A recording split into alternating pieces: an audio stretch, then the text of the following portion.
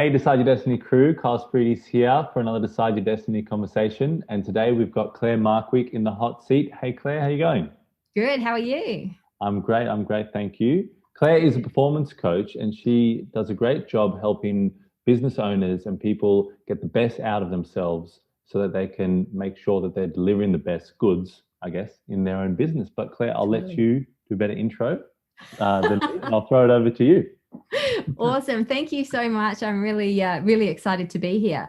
So, Awesome. yes, I am a performance coach. My business is called Reignite Performance Coaching, and my focus is really on building businesses by building up the people within them.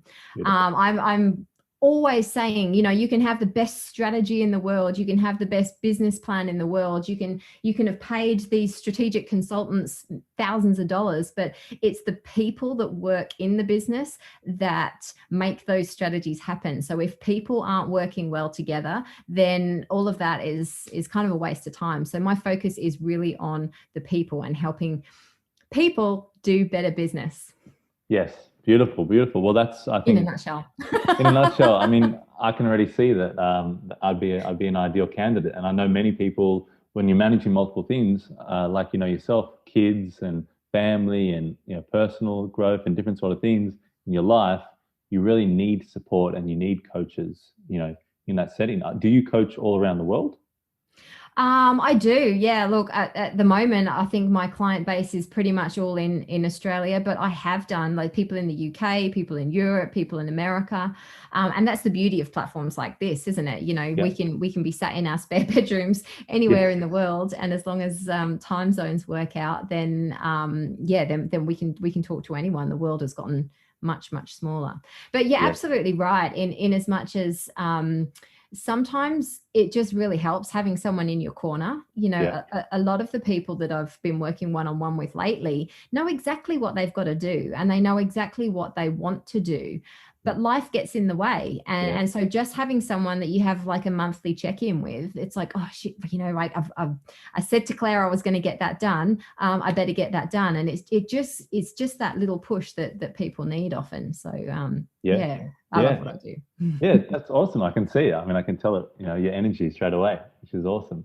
Thanks. Do you find that, I guess, as time is going on, is distraction a bigger, um, I guess, issue with people? Like, are you finding like probably the main thing that you're doing is grounding your clients and getting them into that sort of, that sort of commitment and accountability that's very important as life becomes more and more busy, more and more distracting? Is that becoming a big issue that you're seeing with your clients? Yeah, look, I think the talking very general, big picture for the Yeah, minute, I think the world that we're living in is getting busier. yeah, Like we have got the ability to talk to people all over the world. We've got the ability to do things instantly. yes, We've got the ability to do multiple things all at the same time. yep. With all these technological advances, there's so much we can do. Mm, The question is, should we do them? Because like really silly things like I've taken social media off my phone because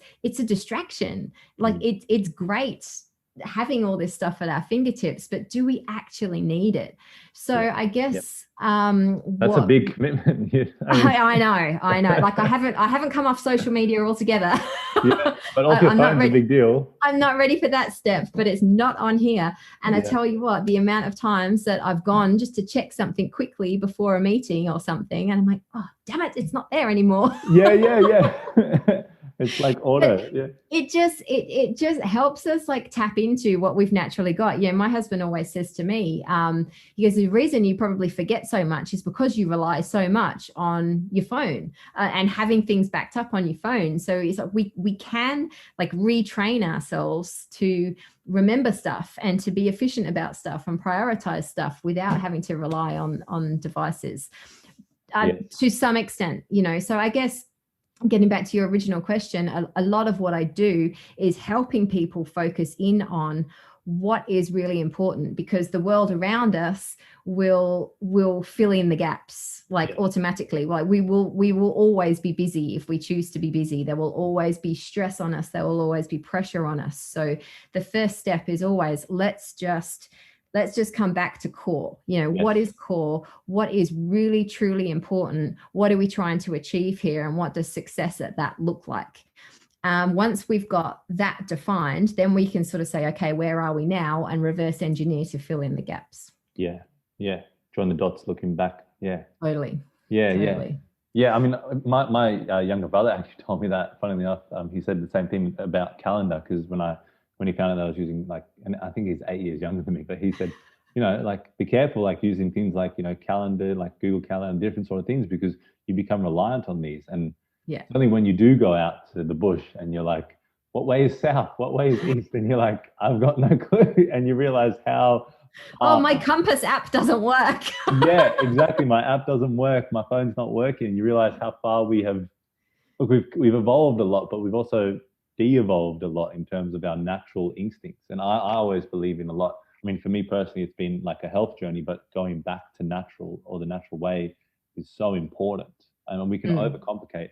And my grandfather, who's in that picture over there, he like he had the great saying, which you've probably heard before, but KISS, keep it simple, stupid. Try to keep it simple, because it's so, like you said, we've got so many things and we've got so much access that it's so easy to overcomplicate our lives, and people can live really complex lives in today, when really, what are the main essential things you need, and also on an emotional scale, you need a sense of belonging. You need, you want to make some sort of social impact. You want to help people. You want to offer some sort of value. You come back to those natural core elements.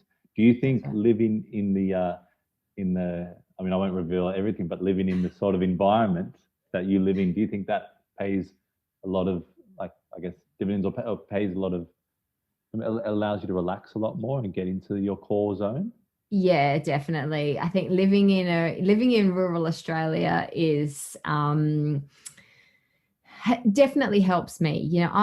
So I'm a person, I know that I'm a person that likes to do stuff. And even in, like, my self-care and downtime, to me, looks very different to what it would look like to somebody else, because I have to be doing things. And I think when, I know when I'm in the city, or when I'm in a more built up place with more going on around me, I find it even harder to switch off and calm down and slow down. So I think having nature right there on my doorstep, and been able to watch the river, like, we've had tremendous rain over the last few days. And we've got a river in the valley that we can see from our veranda, and just watching that rise and fall 2 meters within 24 hours, like, nature is amazing. And I don't think enough of us stop and take notice of what's around us. And when we're in busy, bustling cities and suburban areas, we just get sucked up into that. So definitely for me, as a very fast-paced, action-oriented person, to be able to go outside and, take a breath of fresh mountain air first thing in the morning and hear the river roaring or hear the birds singing, it definitely helps me. But even then, we still, as a person, we still have to remember to go outside and do that. I've still got emails popping through. I've still got things buzzing in my calendar. I've still got stuff going around in my head. So even living where I do, I can choose to not look out the window and just look at my computer screen and be sucked up in my little digital world. So whether we're in the country or whether we're in the city, we still have to make the conscious decision to get outside and stop and unwind. I think that's a really important distinction. Yeah, you still have to create the space and Totally. and the time, and actually be attentive when you're there. Yeah, I definitely know that. Wow. And so, do you find that you're still able to engage in a lot of, like, the country town, like, projects, and, like, I guess, like, businesses and schools and different sort of organizations that you help with your coaching? Are you able to get out into the community? Is it still quite easy for you to connect with those sorts of people? Yeah. I think, purely logistically, yes, we're remote, but we're not we're not that far away from Yep. things to still be a part of things and still be connected. I'm a member of the local Chamber of Commerce. I'm actively linked with people in council. I've got my own networking group that I run with a couple of other lovely ladies. And so, purely logistically, there's lots of things that that I can get involved in, despite living rural. In terms of, I mean, that's what a lot of people would probably think is like I mean, because you're selling the dream to me very easily, but it's like, how do you kind of like, you're obviously your network or your kind of community is smaller, but I mean, I know my grandmother grew up in the country, and I lived in I did some studying in Albury-Wodonga when I was younger, and I know that sort of environment where if you're in a country town, it's like, you don't have to, I guess, try and grab attention of 100 people only to grab one person's attention. You can kind of build deeper, stronger relationships. People are a little bit more, how do I say, in general, very, very general speaking, but people are a bit more present, a bit more engaged with you. That's what I found, I guess, in Albury. I don't know about the Wodonga side, but yeah, I know the Albury side. But yeah, I mean, you can still find great relationships, I guess that's what I'm saying. You can, and I think one of my key values personally and in my business is responsibility. And I could sit back and say, I live in a town of 6,500 people, or actually I live 25 kilometers out of a town of 6,500 people. I'm in a valley with very, very few people around me. So, how on earth can I possibly have a business that's successful? So I could sit in that victimhood if I chose to, or I take responsibility and say, this is where I want to live. This is part of what success looks like for me. And this is kind of what I was talking about before in terms of reverse engineering what success looks like. Yep. To me, success is having my own property in regional Australia. We've got a bit of a hobby farm. There's other things going on. So I need to design a business that fits that lifestyle, that services that lifestyle. So I need to step up and take responsibility and set things up to enable that end game to happen. Yeah. Do you find that's beautiful? I mean, if that's success, and that's such a huge achievement in its own right, to make that work and go, this is where I'm going to live, and I'm going to reverse engineer my life around it. And like you said, the logistics. And it's something that has only been probably in the last 5 years that I've had awareness of. Prior to that, I'm an accountant by profession. So prior to that, I was in the corporate space. I've lived in much bigger areas, still not, well, I have lived in Perth, but still not big cities, but much bigger areas than this. And I've been caught in that corporate bubble, that go to work, that hustle, that 9-to-5 hustle. Yeah. And always striving for that next thing. It's like, that next promotion or that next opportunity or that, that next thing, that's what's going to make me happy. That's what's going to make me happy. That's what's going to make me happy. And then you work your butt off, you get there and it's like, I still don't feel where I want to be. And the problem, I mean, I'm talking generally, I'm talking from personal experience, but it does expand out, is we don't stop and take the time to define what success looks like. We just keep going. It's like getting in our car and just driving and then getting frustrated that, we don't know when we're there. Like we don't know when we've got to our destination because we don't have that destination defined. Yeah. So, I consider myself quite a free spirit who will flit from this to that. I don't like a structured plan. I'm not saying that we have to create a 10-year plan for our life and take all the fun and variety out of it. I'm not saying that at all. But I'm saying that in order for us to feel satisfied and feel fulfilled and feel successful, we've got to define what success looks like for us personally. And it's going to be totally different to that person over there and that person over there. And that's perfectly okay. Yeah. I mean, that's a huge thing that you just said. I think, especially in society and those pressures that are, is like, what is success and what have we thought success is? I mean, I know as I've grown up, the success that I saw was very material and it was generally material objects. And rather than, and what I've learned, I guess, over time, what I've really enjoyed is is kind of the understanding that success is also what you become as you are achieving those things. And I look at that as more successful, is that, wow, if if everything's going bottoms up, or if things are chaotic and everything, and I can be the calm person who is looking for the solutions and the strategies, and I'm looking to solve the problems in that situation, that's success. There's many different things that are success, and I think it's so important what you said there, is that it's going to be different for every person, and you don't have to have it carbon copy, PDF, this is what success is across the board. Success can be many different things, and I think it does come back to those sorts of things. I mean, I talk about the heart and soul, and kind of, like that's the core for me, like, coming from the heart and soul and speaking from the heart and soul. And I know whenever I'm, when I might be doing a video, like, so I do a daily Decide Your Destiny video, and I'll talk, and I know the best videos are when I'm talking from the heart and soul, and I'm not worried about, oh, did I mention that, that politically incorrect, or society not like that, I'm kind of just speaking from the heart and soul and going, this is, what I came across today, and this is how I decided to decide my destiny today. And when you do that, it's just like you're living in like a natural flow state of, I think, how you should exist, or how you're supposed to exist. You're not putting up all these blockades, like you said, that kind of can, deter you from living true to what you want to achieve.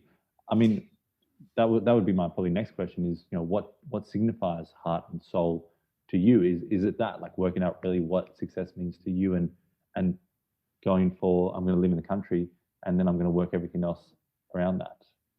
Yeah, I think it's like you said, it's coming out of head and going into heart. And I think, again, sweeping generalization, but I think we've become not only a nation, but a population, the human race has become very, how do I say it? We're protecting ourselves by following a set path. We graduate school, we go to uni, we get a job, we work up the career ladder, and anyone who strays off that, it's a bit like, when I ask clients, what is your end game? What does success look like? I use an exercise where I say, just describe to me what your average day looks like. So, I don't want the holidays and the fancy stuff. What does your average day look like? And the amount of times that you can just tell that people are limiting themselves based on stuff that's going around in their head. And so, I'll stop people. I'm like, no, stop. Stop. Like, where are you living? And oh, well, I'd love to be living on the coast, but that's just not going to happen because houses on the coast are so expensive. It's like, no, stop.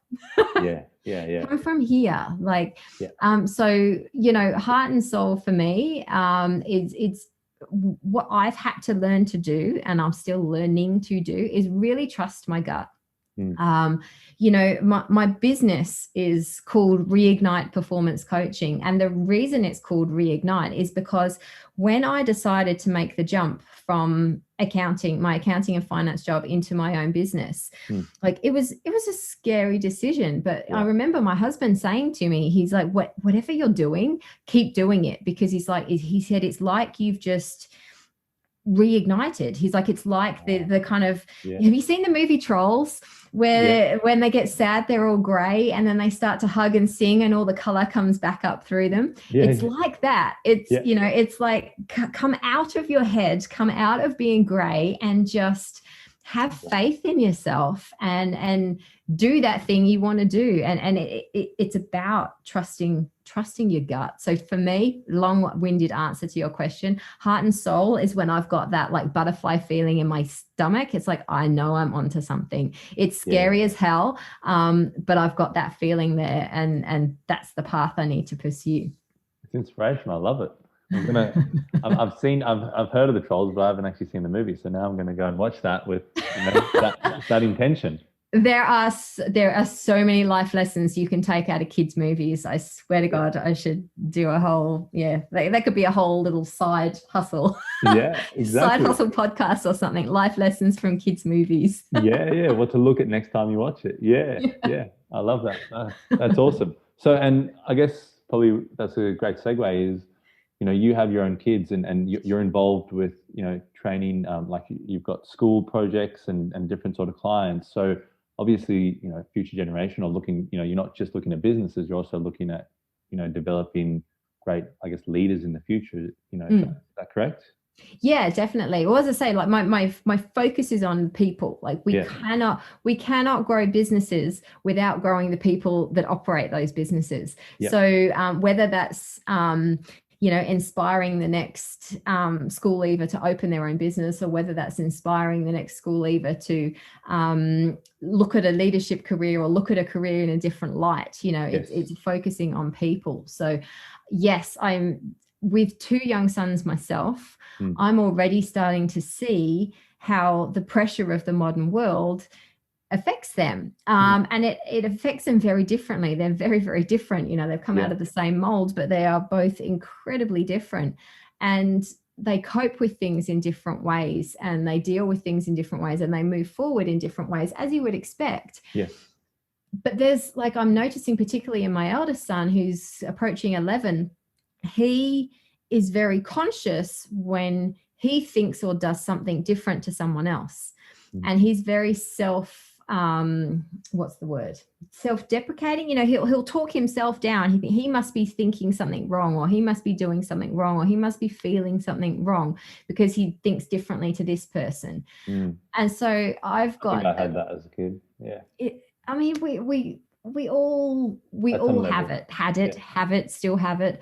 I just really fear, as our world continues to expand and shrink at the same time, and it gets more and more complex, what it's doing to their little minds and what they're exposed to, both positive and negative. It's overload. So I've got a real vested personal interest in helping young kids, or teenagers predominantly. I mean, he's still quite young, but I'm working with groups of like year 12 age students to really help them before they step into the world of work, or before they step into going to uni, or before they step into looking at starting their own business, to help them realize that just because they think differently, or they behave differently, or they communicate differently, or they're motivated by different things, that doesn't mean there's anything wrong with them. Helping them identify their own strengths and how to tap into some of those other things when they need them, or dial some of the other things back when it's potentially limiting their progress forward. But to sort of celebrate the naturalness that is each individual. Yes. I think it's something that schools try and do, but from what I'm hearing, it's not coming through quite right. So I'm running some pilots, hopefully in term 2 this year with a few high schools. So that's awesome. Watch this space. Yes, definitely watch this space, folks. I love that. I mean, I definitely know at school that there was a huge thing about groupthink. I mean, groupthink was so big, and was so, you kind of, once you came out of school, it was like, wait a minute, what's my identity? And a few years later you work out, wait a minute, why do I see this friend? Is it just because we go and drink together? Are we just drinking friends? Is there more to this? Do we do other activities? Do we do other positive activities? Are there anything else? And you realize you become this groupthink in the school, like in this. I mean, I went to an all boys school, and kind of that sort of environment. You wanted to be the cool kids, or you wanted to, and the cool kids sat in that area, and it's amazing how you can see what happens at school reflected in like what kind of tends to happen in society, and I think diversification and that sort of thing, I think really helps out, because you look at podcasts. I think in 2019 there were 800,000 podcasts, and I think in 2020 there were 1.6 million. So that diversification of media, of listening to different people, and actually getting different perspectives in your life, I think is so important. Because you can say, hey, I listened to this podcaster and they were talking about this interesting thing, and then someone else can bring another difference, and you can get critical thinking going, and you can get debate in a healthy way, and that's where people, I think, start to understand life more and understand importance, rather than just kind of regurgitate different bits of information. You're kind of like, and that's what I love about long form conversation. I think it's so important. Have you found any, I guess, challenges as you're trying to get into the schools, or you're trying to get into these projects? Like, what's the sort of biggest challenge? Like, is it the window for kids is too short, or is it, trying to, I mean, you can tell me a little bit more about that. Oh, the challenges of physically sort of launching programs like this, you mean? Yeah, Or yeah, exactly. Yeah. yeah, I mean, for me, the biggest challenge is what do you condense it down to? Because, Yes. if I had the capacity to, I'd love to be this sort of open book. It's like Yep. let's talk about this, and let's talk about this, and let's talk about this. Is squeezing something into a 6-week program to make it Yes. fit the curriculum. Like it doesn't feel right to me, but to be able for schools to be able to facilitate it and fit it in, then that's what it has to be. But I think what I try and really what I work really hard to get across to the kids, because I've done it with a pilot group, Yep. is that this is, I describe it because even when I do this work with adults as well, I describe it like it's like a gym induction. It's like that when you've made the decision to go and join a gym, you go and you have that first session, and you have your fat pinched, and you have your weight and your height, and you're shown all how all the equipment works and everything. But just doing that session alone, nothing's going to change. It's like, yep, cool, I'm set now. I'm going to lose my 10 kilos that I want to lose, and I'm going to get super strong and fit and healthy. Like, that's not going to happen. No. So the frame is this 6-week program or whatever it works out to be that will fit into the school. It's like, this is your introduction to what should become a framework of life. And it's kind of like, this is the theory, this is the model, but these are the questions that you should be asking yourself every single day.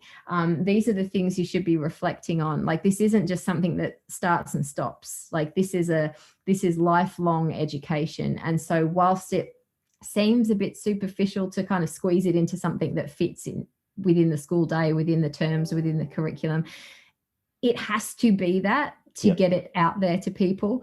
But as I say, my focus is, this is teaching a framework of how to be an effective human being, and that doesn't start and stop. Yeah. So I'm hoping that these are sort of skills that then these kids can just take through into their own business, or take through into their careers, and we'll get this next generation of more empathetic leaders who are willing to be vulnerable and know their strengths, and know what their weaknesses, and know how to tap into the people around them to, be the most effective team, and therefore have the most effective business. Yeah. Well, no wonder you love what you do, because, you've been able to do that framework. I know I took things away from school, and 10 years later, some of those things still added value, or like you said, were frameworks for me to then go or even just, stepping stones for me to kind of go and leverage off and go down a different direction. And it's funny because, you come out of school, and, a lot of the time it's like, oh, what a waste of time, or, like, I mean, look, that's pretty intense to say, but I mean, what did I get from it? Those sorts of things, and you try to work out. And I think what I got most was when I had those relationships with those certain teachers, and they kind of opened up and shed a little bit of light on what the world's going to be like when I get out there, because you really aren't really in the world when you're at school. You're really in this kind of the school world. Yeah, this bubble. So I think it's, if you can help people set up that framework, I mean, I know the value that's already given my life. So that's awesome. You can do that. I mean, you touched on leadership there, and obviously leadership has become such a big focus point, in 2021, continuing on, different decisions being made. What signifies, I guess, good leadership to you, and what's kind of the good leaders that you're wanting to get out of these school environments, or even business owners? Yeah, I think the biggest thing, and as I say, when I do this sort of self-awareness, self-development piece with adults that are already in the workforce, in teams, the biggest lesson that I like people to come away with is awareness and empathy of those around us. That awareness that just because we see things like this, and that person sees things like this, there's no right or wrong there. It's just different. And I think the real leadership skills, it's it's the soft skills, you can teach, unless you're going to be like a heart surgeon or something like that, you want someone to be well studied technically. Definitely. To do that role. Yes. But if we're talking people leadership within an organization, the technical skills of that organization or technical experience or knowledge of that industry, that can all be taught. What will stand one leader aside from another is the ability to have empathy for those around, their ability to listen, their ability to stop and actually reflect like a human being and appreciate that they've got a team of human beings around them that have other lives and outside of this work bubble, because let's face it, school's a bubble, but work is a bubble as well. Yeah. And I think I really hope that if 2020 has taught us anything, it's taught us that we need to be more compassionate. And we need to be more considerate, and we need to remember that we're all blooming humans. Yeah. All of us, like none of us are perfect. None of us are superheroes. None of us are ever going to have our shit completely together. We've all got family members who are sick, or we've all got kids who have got some kind of problem, behavioral problem or health problem or something. We've got partners that we that we argue and that we bicker with. Like, we've got life going on. And I think the really successful leaders are the ones that have empathy to that and can show vulnerability to that. Say, hey, I've got shit going on too. And it's not about being best buddies with everybody, because let's face it, you don't go to work to necessarily to create best buddies, but you can still be human. And you can still relate to people on a human level. And that all starts with awareness of how we all operate and how, awareness that those around us are different. Yeah. Yeah. And I mean, that's, I think it's so important to see that in some leaders. And I think, the more that we can see that in leaders that we kind of look out at, and maybe that's the thing, maybe we're not going to be looking at these leaders and paying attention to those leaders anymore. We're going to be looking at different leaders, because they do show empathy and they do show emotion and they do show those sort of factors. And I remember when I was younger, going through school, and there were quite a few tough times. And my grandmother, who was a counsellor for 60 years, took me to a counsellor that she knew. And I remember just chatting to her, and eventually after a few sessions, we were talking about crying, and she kind of mentioned that her husband, he's Hungarian, and she says sometimes he'll be doing the dishes and he'll just start crying. And she said her Australian sort of background was very different, and she had to kind of understand that and realize that in that culture they share their emotions. So he might be crying thinking of his mother, or his past, or whatever's going on. And like, that's such a lovely and powerful aspect, to actually show vulnerability. I mean, it shows that you're human, and that's powerful in an essence of itself. It absolutely is. And it's not, there might be some people like that hear this, that think, oh, well, if you expect me to be a blubber and wreck and just cry at work, then, you think again. It's not place. It's not necessarily about, bursting into tears in the middle of a meeting and there you go, tick, show my vulnerability. That's missing the whole point. It's just about having those human to human connections, because I keep saying and sounding like a broken record, it is people, it is human beings that make or break businesses. It's human beings that make or break relationships, that make or break these big organizations. So just being able to relate to people as a human, rather than just a resource or a tool that's got a job to do, I think is so powerful. And I really hope that more people have learnt that through the last 12 months. I mean, the importance of what you said is just amazing. And the importance of life and existence and longevity has become on the forefront. And you're right. I mean, me too. I would hope that some of those emotional aspects of life accompany the importance of longevity. The importance of maybe getting along, or the importance of maybe, like we were talking before we got started, being inquisitive, being curious, asking questions, being interested in someone or something that someone said. And that's the thing, I always grew up like that. So, and I'm not trying to say that I'm, like you said, we're all humans, we're all working on many things. I'm working on many things, trust me. Um, but I guess one of the things that I had as a kid was this curiosity, and growing up around having the right, I had wrong people in my life as a young kid, and then I had right people in my life. And those right people really ignited that curiosity and told me to keep being curious, keep being interested, keep being involved, keep being engaged with life. And for me, that's where I go out and I want to kind of ask those questions and connect with those sorts of people and see what we can build together. And it's kind of comes back to that sort of child trying to build toys and play with other kids and work out what we can create. And I think that's when I see things that aren't that, or are shutting down, or are not conducive to creation. I can't compute with it, and I think that's more living within your heart and soul center. You can't compute with things that are not conducive to life. Yeah. I think curiosity and, adventure and that sort of free spirit, they're things we're born with, like how any parent out there get frustrated as hell with toddlers going, why? It's this natural curiosity. They're little sponges. Their brains just want to suck in everything because the world is wonderful and the world is amazing. And somewhere along the line, we lose that. It's like, but it shouldn't be that way. Like, we don't have to put this skin on, this facade, and like, I know everything now, I'm going to stop asking questions about the world. Like, we can still have, like, imagine how different our life would be if we still looked through a child's eyes and we still had that childlike wonder.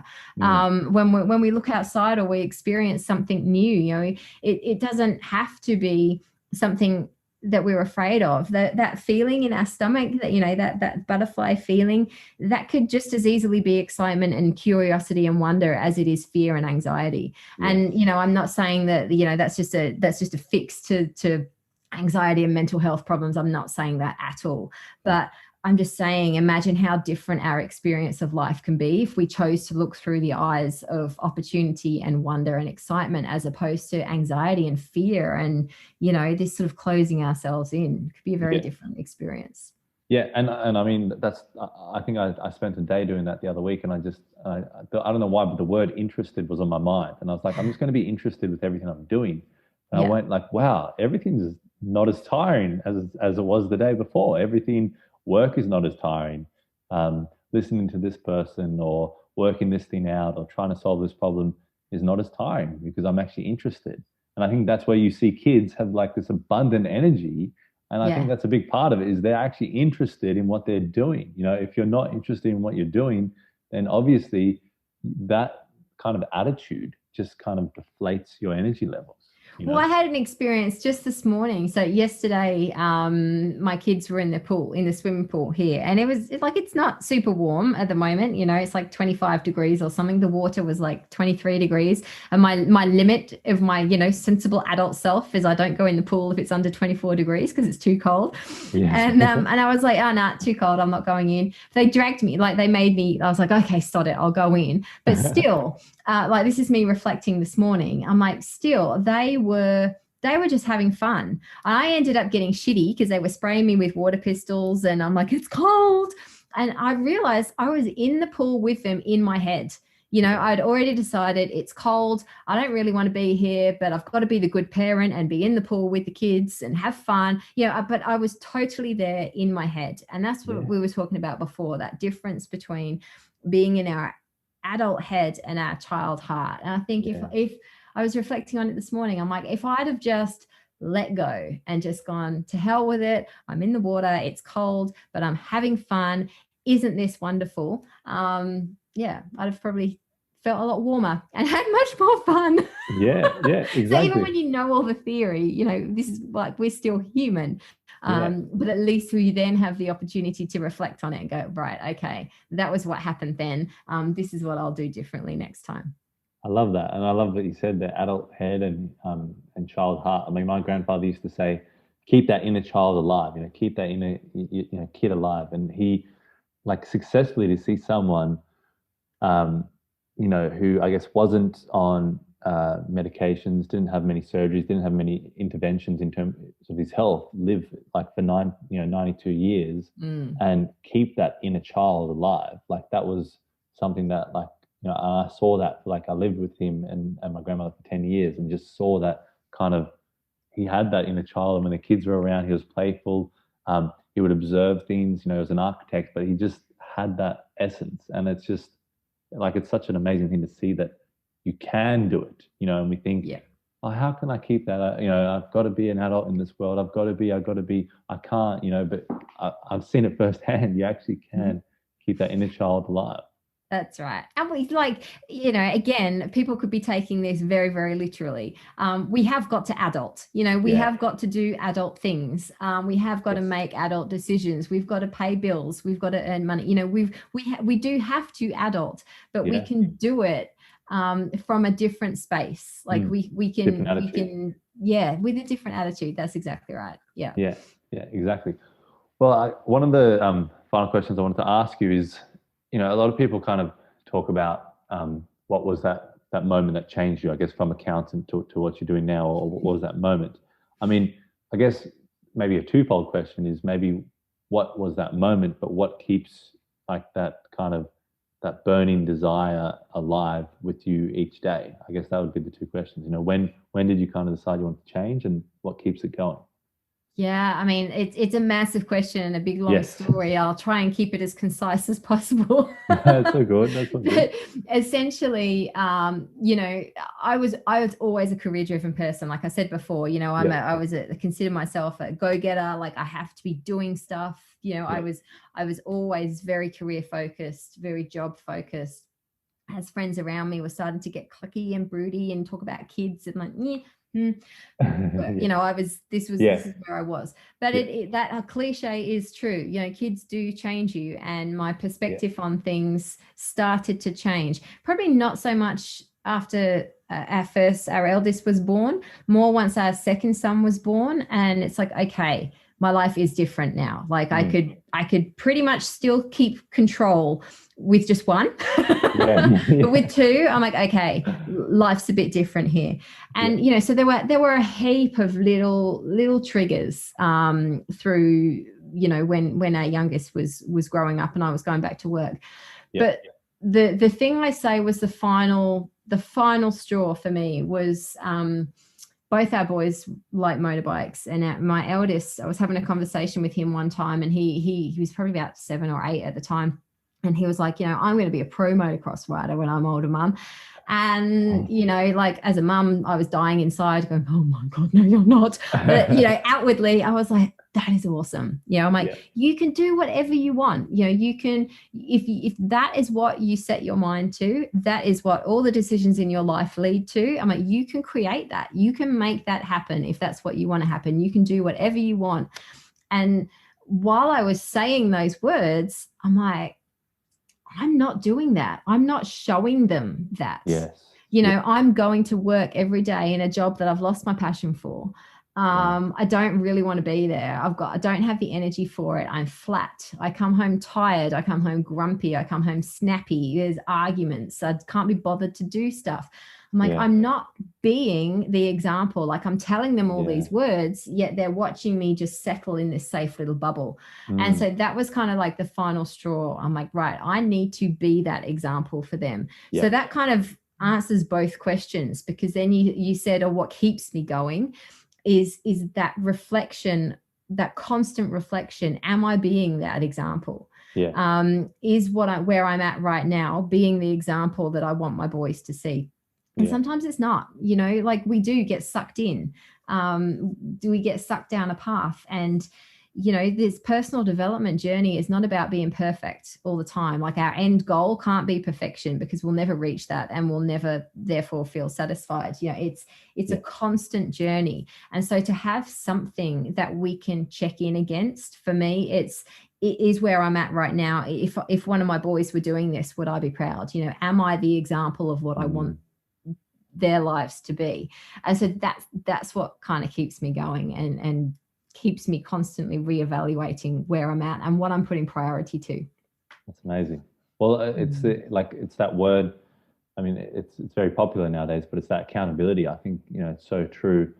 If you're being accountable, and like you said, if you're trying to inspire, the next generation, you're trying to inspire, your own children that you created, but then you're not living that out. It puts a big, I guess, microscope on, well, come on, Claire, what am I being? And I know for myself, same thing. Yeah. Exactly. And it's the same, it's the same, whether you're, leading your family or leading a team. You as a leader, we can't just say, you need to do this, you need to communicate better, you need to be more compassionate, you need to be more empathetic, and then go and sit in your office and not be that yourself. We have to be, and this is, another one of my little hashtags I use is be the change. Like, we have to be an example of the change that we want to see. Like, we can't just bark an order and expect everyone around us to change if we're not prepared to make that change first. Yes. That kind of comes full circle to your question previously about great leadership. It's about being the example, being that change, showing people what it looks like, to do what you're striving to do. Yeah. And I think, an important point to touch on is, like you said, with your youngest, and I think probably a lot of young people, and it affects adults, I guess I'm an adult. I never really thought of it in that way. But yeah. At what point am I an adult? Yeah. I'm like, okay, I just crossed the threshold. I just turned 28, so I guess I'm an adult. But it affects, kids, and it affects everyone. But I think, like you said, because kids' minds are sponges, it can affect them, for a longer time, and they might not have defenses and different sort of things there that they can tap into. And I guess what I'm discussing is that kind of that societal pressure. Like, I know, when you're talking about accountability, same thing with me. I created these Decide Your Destiny Daily Dose videos to kind of help people, ignite, like you said, engage that sort of, let me decide, how I'm going to react. Things are changing around me, but let me decide how I'm going to react. Or, like the one that I did yesterday, let me decide to show up. And in that, I touched on, I guess, a few topics that are, how do I say, are very contentious in the online sphere or in the debating world. So, and my mind was going into that retreat or into that kind of, oh, do I mention these things? Oh, I'm kind of worried. What if someone sees it and they don't like it and they don't appreciate it? But when I just went, no, let me go with it. And it came from a good place. So it didn't come off as off-putting. It just came from me sharing information and sharing experiences. And I think that's a big thing that, you're going forward and being accountable. I went, okay, I'm doing these videos and I'm saying decide your destiny. But if I'm going to be halted by, oh, society might not like me mentioning this, or a group might not like me kind of saying that, and it's something as simple as, my specialist told me that I'm exempt from wearing a mask. And now in Perth, WA, we have, we have mask regulations, and basically the message in the video was just talking about, I put it out to the person who was organising this event, and I said, listen, my specialist has made me exempt from wearing masks. Just want to let you know, I don't want to come there and make anyone uncomfortable. I've pretty much just been staying in my apartment because, the social situation, but let me know. And, she said, no, come along. I'll make sure, I'll speak to everyone and make sure that they're okay and comfortable. And so if I hadn't put that out there, if I hadn't shown up, if I hadn't shown up in my life, and long-winded conversation, but basically what I'm saying is that accountability of saying I'm going to decide my destiny showed up again, and I had to go, well, if I'm going to say that I'm going to be deciding my destiny, I need to show it, and I can't be holding myself back without mentioning things that a lot of people might disagree with or have problems with. Regardless, I'm deciding my destiny. Exactly. Yeah, you've got to be the example of that, and it's not something you turn on and off. No. It's something we'll do to differing levels of success. Like I said, like, we're not perfect. We can't be superhuman and be perfect all the time. But if we're always doing what we're doing from that heart space, from that intended place, sure, there's going to be times where we don't resonate with people. We're gonna butt up against some people, but we can't please everybody all of the time. And if we try and do that, if anyone tries to do that, then they're just going to self-destruct. essentially. I think, I'm a firm believer that we do things from our place of intention, but at the same time, we need to be respectful to different opinions. And that's, again, what we were talking about before, understanding that others are different. So we see this, someone else is going to see that, and they're going to read something completely different into what we say or do. And that's okay. That's not wrong. That's their correct perspective. We've just got to be open to that. And then as we learn that, the more experiences of that we have, the more we have this internal check-in as, oh, okay, well, that's how that might come across to that person, or that's how that might come across to that person. So this is how I'm going to mitigate that. Exactly the example you've just said just then. You know, you didn't just rock up with no mask. You preempted that there might be people that might see that wrong, or see that differently, I should say. And you put a mitigating sort of step in there. And that's what we learn to do through experience. Exactly. And you have those things that kind of halt you and say, oh, you know, what if they don't? But you just go, no, let me put it out there. Let me put it out into the world. Let me put it out. And it's also the intention and how you put it out and your integrity. And I think this is important for a lot of youngsters, especially because I didn't grow up with a world that was online and documented, and someone could pull up in the catalogs a video 3 years earlier where I said something that maybe ruffled a few feathers. You know, like we have that sort of world where everything's documented, and I didn't grow up in that space. So there's a lot of pressures for young people, because they might do a video with their friends and have a bit of fun, and then that might get pulled up 5 years later when they go, for a job or for some other leadership role. You know, that is that opens up a whole other hour-long conversation. Just on that really quickly, I'm listening to a book at the moment by Dr. Benjamin Hardy. It's called Personality Isn't Permanent, and he uses an example. So he's very anti personality profiling, and I'm listening to this book because personality profiling is a big part of what I do. His problem with it is the fact that he views a lot of people that offer personality profiling as putting people in a box, and it's therefore limiting what they can do with themselves. Because, like, right, I'm an introvert, for example, therefore I'll never be a public speaker speaking on stage. I just have to learn to be an introvert. How I use a personality profile is I say, okay, these are our natural preferences right now. You're not an introvert. You lean towards more introverted preferences. You have 100% extroversion at your disposal. You're just, you just need to, I use an example where I get people to write their name. And then I get them to put their pen in their opposite hand and write their name again. I'm like, you've got a left and a right hand. You just choose you have a natural preference to use one hand over the other. You can put the pen in the other hand and use it. So you can learn the skills to be a public speaker, even if you naturally sit at the quite introverted end of the scale. Long-winded way round of getting to my point. No, important. We develop and we evolve, and over time, you know, that introverted 15-year-old might naturally come a bit closer to the middle of the spectrum. So they still have to use that extra bit of effort, and they really still have to push themselves to get up on stage and speak, but it might not be such a huge step as it was when they were 15. And so we can choose who we want to be, and we can constantly evolve. We will constantly evolve, whether we have a conscious input to it or not. We will just naturally evolve, but we can choose who we want to be. And this kind of comes back to a little bit of like what we were talking about off air just before, in as much as we can choose to view the world through judgment, or we can choose to view the world through compassion. So I'm the same as you. I've been recording videos on social media and things for years. And some of the things I said 5 years ago, I might not agree with now. That doesn't mean if someone looked at it now, you know, that they can't judge me now, 2021, Claire, on something I said 5 years ago.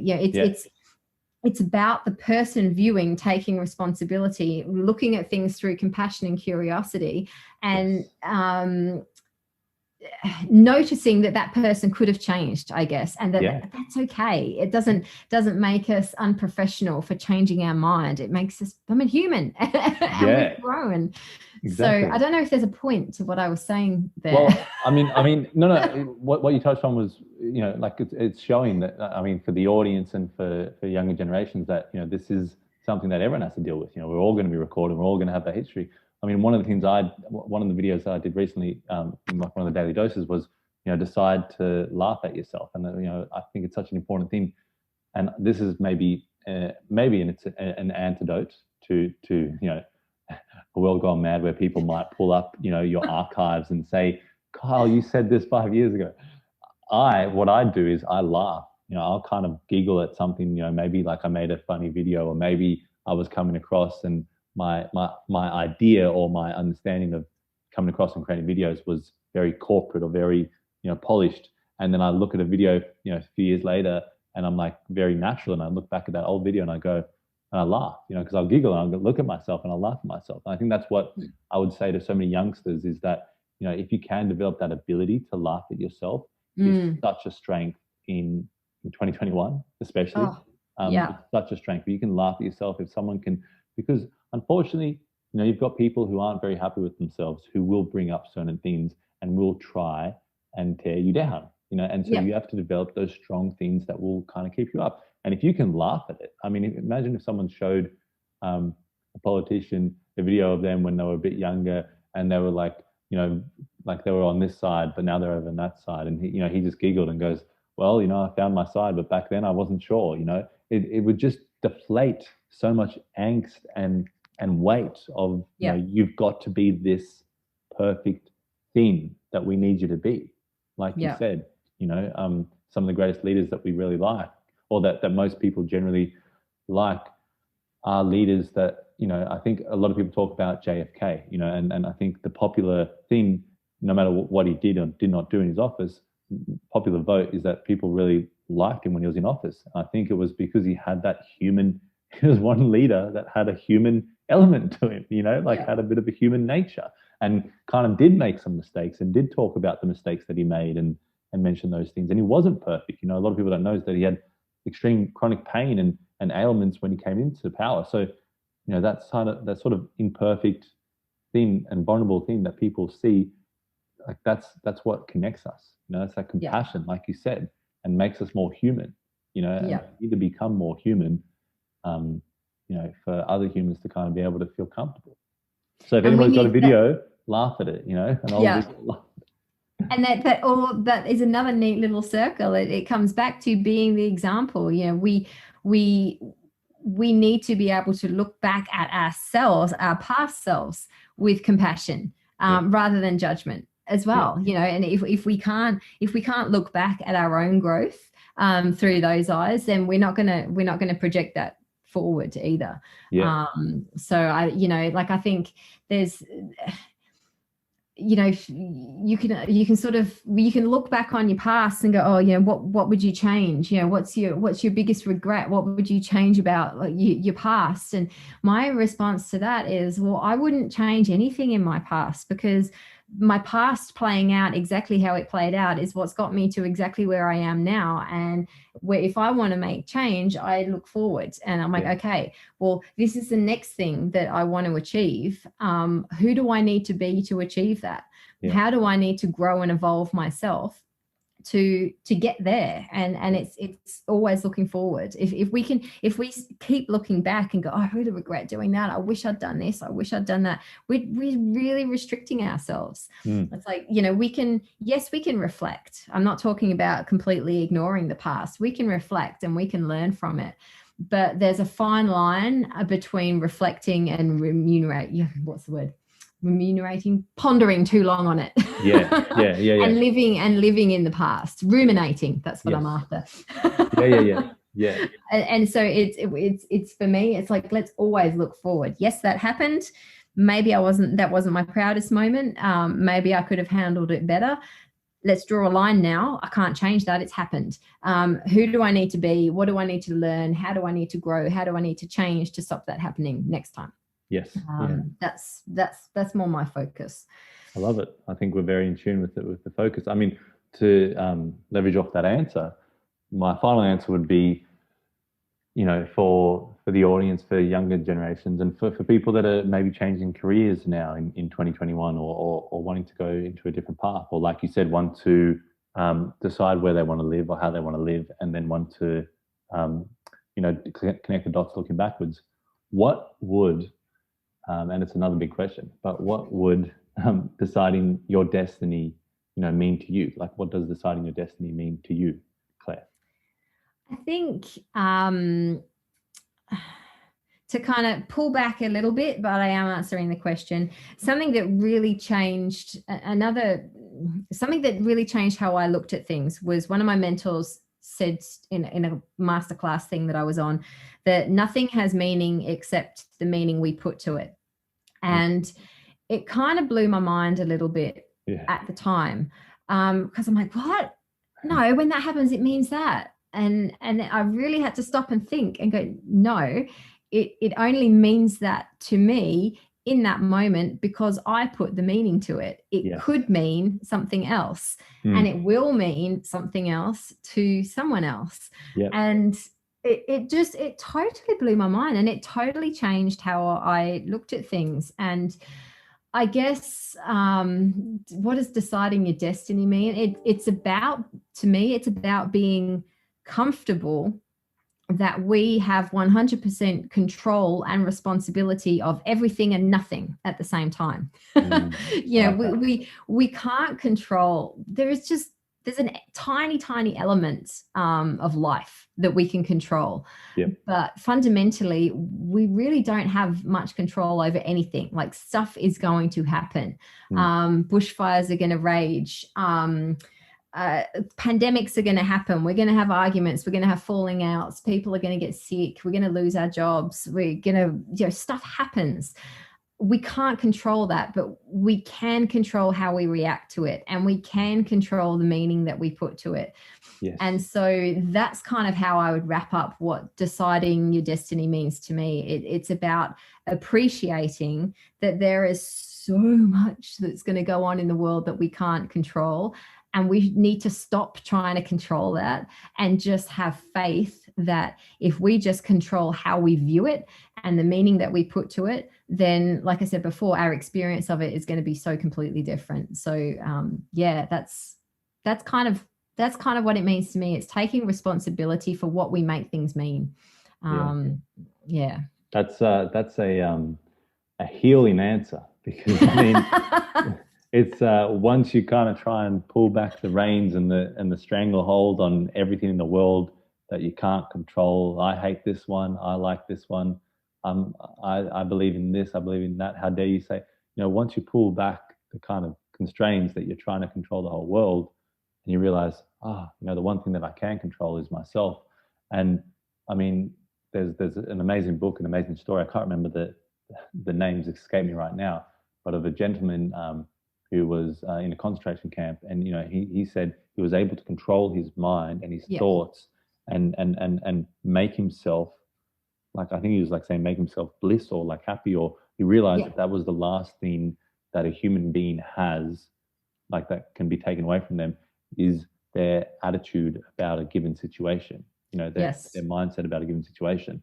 So I think that's obviously quite on one end, or quite extenuated example, but that's so true. We all have the ability, and it's like, why are you making yourself sick? Why are you making yourself depressed?